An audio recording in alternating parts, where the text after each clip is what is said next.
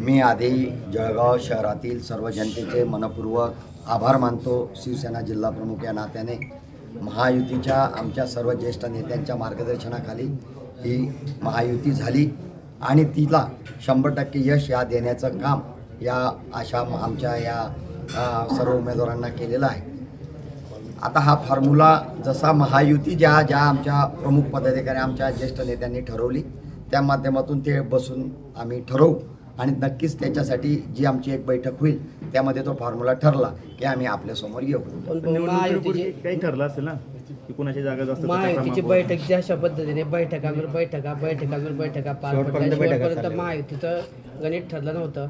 तसंच आता या संदर्भात पण होणार आहे का भाऊ? कारण निवडणुकांच्या जागा वाटपा संदर्भात आपलं धोरण स्पष्ट होतं, त्यावेळी या संदर्भात काही चर्चा झाली होती का नाही? तुम्ही पाहिलं असेल त्यावेळेस किचकट म्हणजे जागेंचा होता. ही जागा आम्हाला हवी, ती म्हणती ही जागा आम्हाला हवी. तिथला जर प्रश्न सुटू शकतो तर आता हे महायुतीच्या माध्यमातून मिळालेलं यश हे आपल्यासमोर आहे. 46 जागा आज भाजपाच्या आलेल्या आहेत, 23 जागा या शिवसेनेच्या आलेल्या आहेत आणि 5 जागा या उबाठाच्या आलेल्या आहेत. त्या अनुषंगाने जो वाटा असेल त्या अनुषंगाने मिळेल.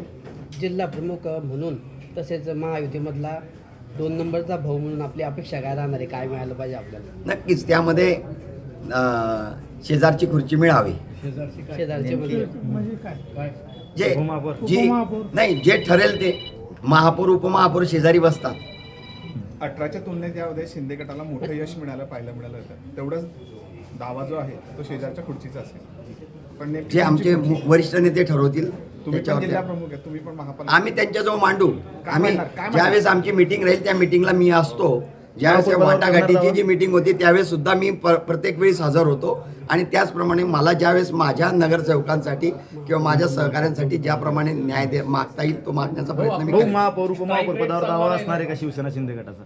स्ट्राईक रेट चांगला होता, महापौर पदावर दावा करणार का? नाही, आम्ही महायुतीत लढलो आहोत. महायुती निर्णय घेणार आहे. पण दावा करणार का? दोघांपैकी कुठल्या याच्यावर दावा करणार? मी तुम्हाला आताही तेच पुनश्च सांगतो, महायुतीचा निर्णय आहे.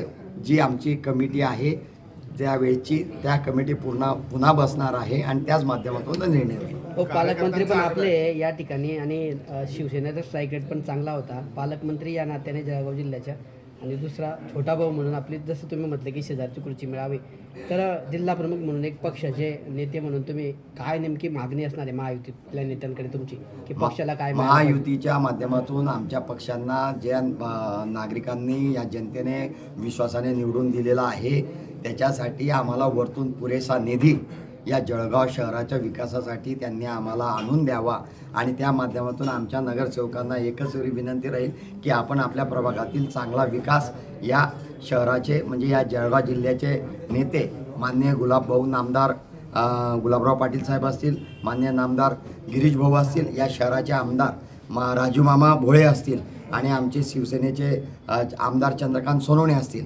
यांच्या नेतृत्वाखाली जळगाव शहराने जे नागरिकांनी जो विश्वास टाकलेला आहे त्याला जास्तीत जास्त या विकासाच्या माध्यमातून उत्तर आम्ही पुढील काळात देणार आहोत. सत्ता वाटपाचं जे सूत्र आहे आता साधारण कधीपर्यंत ठरण्याची शक्यता आहे?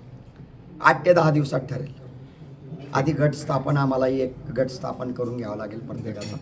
शिवसेना ठाकरे गटाचे नगरसेवक असलेला एक नगरसेवक देखील निवडून आलेला. शिंदे गटावर इतका विश्वास होता की तुरुंगात असल्यानंतर निवडून आला, त्यावर आपली काय प्रतिक्रिया? नक्कीच आमच्याकडे कसं आहे ते संशयित आरोपी आहेत आणि याच्या आधी ते तसं असं म्हटलं तर मी तुम्हाला सविस्तर जुना इतिहास सांगितला तर त्यांचे आजोबा हे या जळगाव शहराचे नगराध्यक्ष होते, त्यांची आई नगराध्यक्ष होती, वडील नगरसेवक होते, तेही बरेच 4-5 टर्म ललित भाऊ नगरसेवक राहिलेले आहेत, महापौर राहिलेले आहेत आणि आता त्यांचाही चिरंजीव प्रभाग क्रमांक 4मध्ये जिंता आजोबा वडिलांचा मतदार वाढ होता तिथून जनतेने त्यांना मतदान केलेलं आहे आणि आशीर्वाद दिला आहे. तसंच ललित भाऊंवरती ज्या बाबतीत आपण म्हटलं तर ललित भाऊंनी आमच्याकडे एक त्या बाबतीतली मागणी केली होती की मला उमेदवारी करायची आहे आणि त्यांचं काम समाजकार्य काम या माध्यमातून मोठ्या कामावर आतापर्यंत काम केलेलं आहे.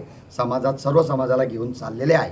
आपण पाहिलं असेल रावण दहन असेल, दहीहंडी असेल, मोठ्या प्रमाणावरती शहराला विकासात्मक एक चेहरा असं देण्याचं कामसुद्धा त्यांच्या माध्यमातून मागे झालेलं आहे आणि त्यांना हा संशयित आरोपी आहेत त्यांच्यावरती आणि ह्या जनतेने आपण पाहिलं असेल आम्ही तिकीट देण्याचं काम केलं पण जनतेने खरं त्यांना आणखी निवडून दिलं आणि मोठ्या मताधिक्याने निवडून दिलेलं आहे. म्हणजे जनतेने त्यांना एक प्रकारे क्लीन चिट दिलेली आहे आणि आता ही न्यायालयीन बाब आहे. न्यायालयावरती आमचाही विश्वास आहे आणि त्यांचाही विश्वास आहे. येणाऱ्या काळामध्ये या माध्यमातून जो निर्णय होईल तो आपल्यासमोर येईल. तुमच्या विरोधात असलेले शिवसेना ठाकरे गटाचे जे जिल्हा प्रमुख आहेत ते निवडणुकीमध्ये त्यांचा पराभव झालेला आहे. स्वतः जिल्हा प्रमुखच या निवडणुकीमध्ये पराभूत झालेले आहेत. तर दुसरीकडे तुमच्यावर सातत्याने टीका करणाऱ्या त्या पक्षाचे फक्त 5च नगरसेवक या ठिकाणी निवडून आलेले आहेत उभाटाचे. आता आपण त्याच्यावरती न बोललेलं बरं. आता त्यांची कशा प्रकारे हार झालेली आहे पूर्ण शहरामध्ये आपण पाहिलेलं आहे. खोटं बोलायचं पण नीटून बोलायचं या माध्यमातून आतापर्यंत त्यांनी काही गोष्टी विरोधकांनी माझ्यासमोरचा असेल किंवा इतर असतील यांनी त्या प्रकारे नीटून नेलं आहे आणि जनतेने त्यांना त्या बाबतीतलं दाखवलेलं आहे की आपण किती जागेवरती आपण निवडून आलेला आहात. संपर्कात आहे का बा आपल्या भाऊ ठाकरे गटाचे निवडून काही आलेले- नगरसेवक आपल्या संपर्कात असल्याची एक राजकीय वर्तुळात चर्चा आहे. नेमकं सत्य काय आहे? आता ह्या 75मध्ये 70 नगरसेवक आता महायुतीजवळ आहेत. आता त्यांनी उलट माझं एकच म्हणणं राहील की उलट त्यांनी विकासाच्या गोष्टीवर त्यांनी आम्हाला साथ दिली तर आमचं वावगं नाही. परंतु जरी त्यांची भूमिका वेगळी असली वचक म्हणून एक विरोधी पक्ष म्हणून त्यांनी ठेवली तर ती चांगली भूमिका राहू शकते त्यांची. ठीक आहे.